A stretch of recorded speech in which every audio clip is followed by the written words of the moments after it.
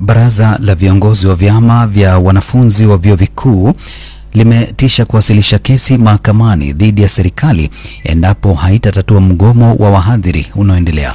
Kupitia viongozi wa wanafunzi katika kaunti ya Nakuru, wanafunzi wametoa makataa ya saa 72 kwa serikali kuwalipa wahadhiri, la sivyo wataelekea mahakamani.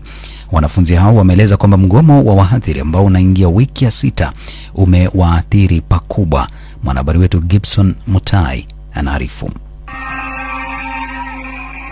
Huku mgomo wa wahadhiri ukiingia wiki ya 6, viongozi wa wanafunzi katika vyuo vikuu wametoa hisia mbalimbali, sasa wakidai kwa serikali kupitia Wizara ya Elimu imezidi kupuuza matakwa yao. Jackson Jai, kiongozi wa wanafunzi kaunti ya Nakuru, anasema wazazi wamelipa karo ile wanafunzi wamesalia nje ya vyuo vikuu. Mgomo wa walimu imeweza kutuadhiri sana. Wazazi wameweza kulipa fees ili tuweze kuingia kwa mashule hizo tuweze kusoma. Shida ni moja.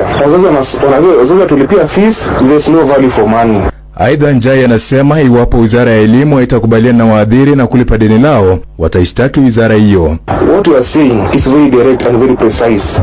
We are giving 72 hours. If the government will not pay our lecturers and our comrades are at home, we are going to sue the Ministry of Education through the CS.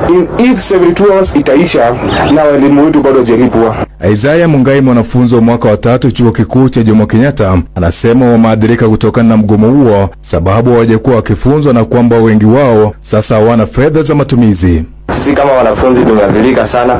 Walimu hata waingii madarasani, wote washagoma. Tunasema hii serikali itupeleke fiti. Kwa upande mwingine, Laban Musundi, mzazi, anasema wazazi wanaumia kulipa mahitaji ya wanafunzi ilhali hawafundishwe. Ameeleza kuwa Wizara ya Elimu haijachukulia kwa uzito suala la mgomo, akisema imechukua muda sana. This is one of the critical violation of the right to act. Waziri ambaye ni wa education anastahili step down. Kama si step down, anastahili kukuwa impeached, because his responsibility ni kuhakikisha kwamba watoto wetu wana access to education.